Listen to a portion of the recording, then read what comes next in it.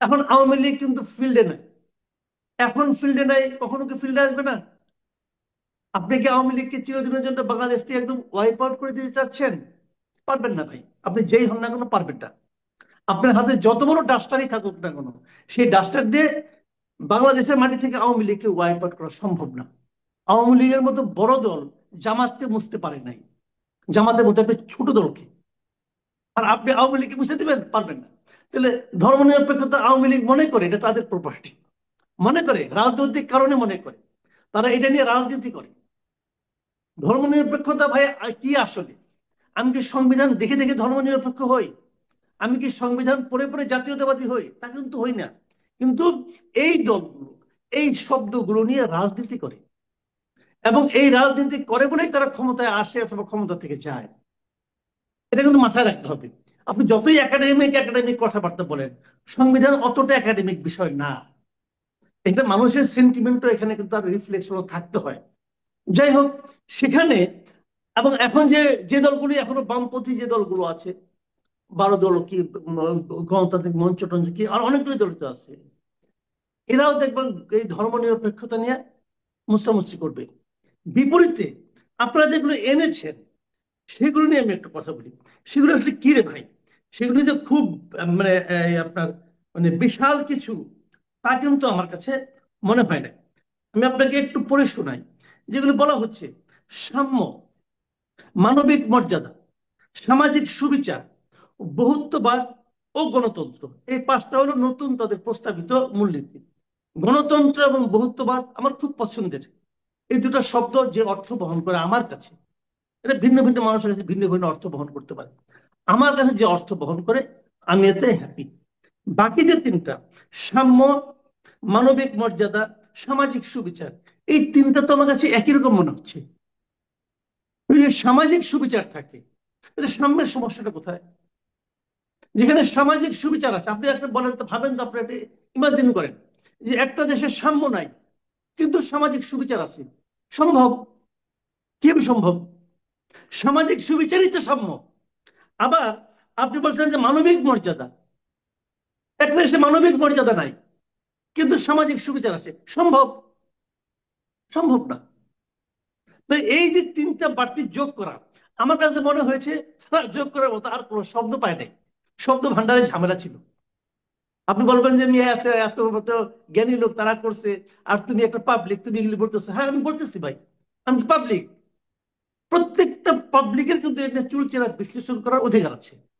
মানেন না আমার কথা? কিন্তু আমার কথা আপনাকে শুনতে হবে। আমি এভাবেই ভাবি যে এই তিনটা, আপনি যে দুটাকে বাদ দিয়েছেন, বাদ দিয়ে যে তিনটা এনেছেন, তবে যে চারটা এনেছেন, আহামরি কিছু আনেন না। সমাজতন্ত্র বাদ দেওয়া নিয়ে আমার কোনো আপত্তি নেই, এটা ঠিক আছে। বাকি যে দুটা বাদ দিয়েছেন, ওই বাদ দিয়ে আপনি যেগুলিকে আনছেন, এগুলি ভাই একদমই হাস্য। আমার কাছে মনে হয় যে একই জিনিস তিনটা নাম দিয়ে নিয়ে আসছেন। পুনরাবৃত্তি, জি। আমাদের স্বাধীনতার একটা ঘোষণাপত্র ছিল, যেটা নাকি এপ্রিল মাসের হয়েছিল, 1 তারিখে হয়েছিল, পরে 14 তারিখে সেটা ঘোষণা করা হয়েছিল। ওটা কেন? যে ওই সময়ে তারা কিভাবে কাজ করবে তার জন্য করে, তাদের সুনির্দিষ্ট কোনো লিখিত কোনো পয়েন্ট ছিল না। অথবা তারা যে একটা সরকার হিসেবে যুদ্ধ করবে, সেটার জন্য একটা তাদের একটা দরকার ছিল, যে সরকার হিসেবে ঘোষণা করা একটা দরকার ছিল। তো ওইটা ছিল যুদ্ধের শুরুর সময়, যুদ্ধটা এর উপর ভিত্তি করে যুদ্ধটা চলেছিল কিন্তু। তো এখানে কি হচ্ছে? এখানে না, এখানে তো ঘোষণাপত্র হতে পারতো কিন্তু। সেটা হলো আন্দোলনের শুরুতে একটা ঘোষণাপত্র হতে পারতো।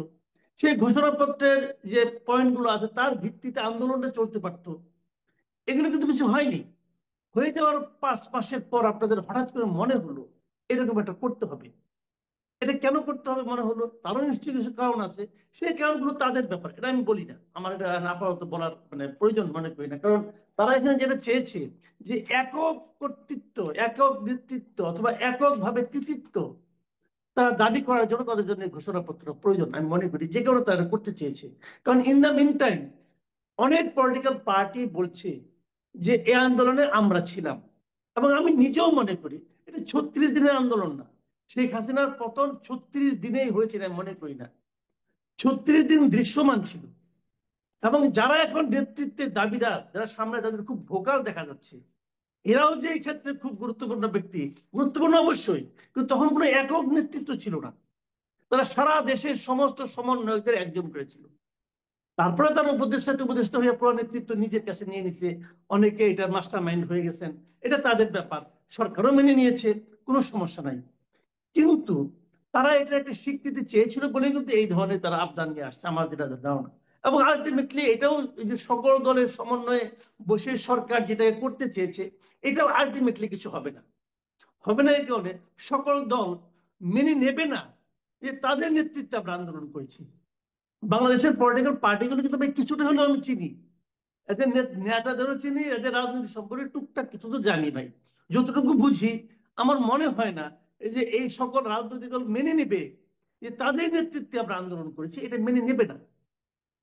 কাজে এটা আলটিমেটলি যেভাবে তারা শাহাবুদ্দিন চুপ্পুর পদত্যাগের জন্য 2 দিন লাফালাফি করেছিল, তারপরে টায়ার্ড হয়ে বসে পড়ছে, এটাও এরকমই হবে কোনো সন্দেহ। কারণ তাদের জোর যে খুব বেশি একটা আগের অবস্থা আছে, তাদের গ্রহণযোগ্যতা যে আগের অবস্থা আছে, সেটাও মনে করার কোনো কারণ নাই। ইতিমধ্যে অনেক বিতর্কিত কাজে তারা জড়িয়ে পড়ছে বলে সাধারণ মানুষ মনে করে, হয়তো পড়ে নাই, কিন্তু সাধারণ মানুষ মনে করে। এগুলো তাদের জন্য পাবলিক পারসেপশন হিসেবে খুবই নেতিবাচক অবস্থানে আছে। কাজে এই সমস্ত ঘোষণা টোষণা কোনো বিষয় না।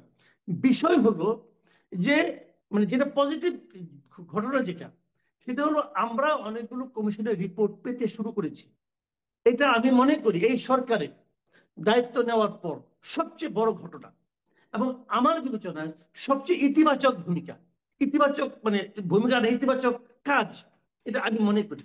এমনকি যে সংবিধান সংস্কার কমিশন নিয়ে আমার সবচেয়ে আপত্তি ছিল, আমি নিজে ওটা প্রকাশ করেছি যে আমার এই কমিশন পছন্দ হয় নাই, কমিশনের প্রধানকে পছন্দ হয় নাই, নানা কারণ আমি আমার ব্যাখ্যা দিয়েছি তখন। কিন্তু আমি এই সংবিধান সংস্কার যে প্রস্তাবগুলো আছে, 2-3টা জায়গা ছাড়া আমি এই কমিশনের রিপোর্টকে আমার কাছে খুবই পছন্দ হয়েছে। আমি এই জন্য আলী রিয়াজ স্যারকে ধন্যবাদই জানাবো।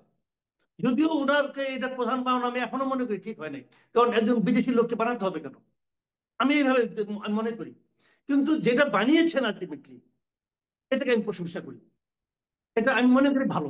যে 2-1টা জায়গায় ঝামেলা আছে, এটা আমি আগেই বলেছি, যে আপনার এই মূলনীতিগুলো, এগুলিও আমি মনে করি এমন কিছু না যে পরিবর্তন করা যাবে না। আমি মনে করি এগুলো আলোচনার মাধ্যমে পরিবর্তন হবে, আপনি দেখে নিন পরিবর্তন হবে। এই যে তারা 5টা দিয়েছে, এই 5টাই থাকবে, আমি মনে করি তা থাকবেন, দেখে নিলে চেঞ্জ হবে। কারণ পলিটিক্যাল পার্টির দাবিগুলো তার মানবে, এবং কি দাবিগুলো আসতে পারে সেটা তো আমি আপনাকে বললাম। জাতীয়তাবাদ ঢুকানো খুব একটা ঝামেলা হবে না।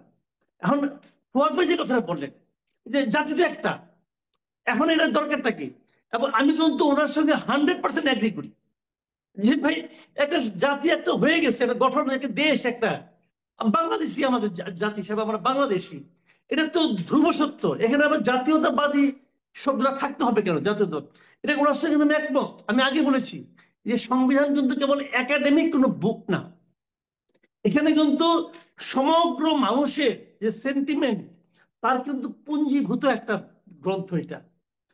সেন্টিমেন্ট তো আছে, একটা দল তো রাজনীতি করে জাতীয়তাবাদ নিয়ে, যদি তা না হলে তো বিএনপি অস্তিত্ব, বিএনপির নামই চেঞ্জ করতে হয়, যে জি, ভাই জাতি তো তারা হয়ে মানতে গেছে। চাইবে না মাসুদ কামাল, এটা স্পষ্ট। আপনি এটা বলছিলেন যে এখানে জি। একটা ঝামেলা তৈরি হবে।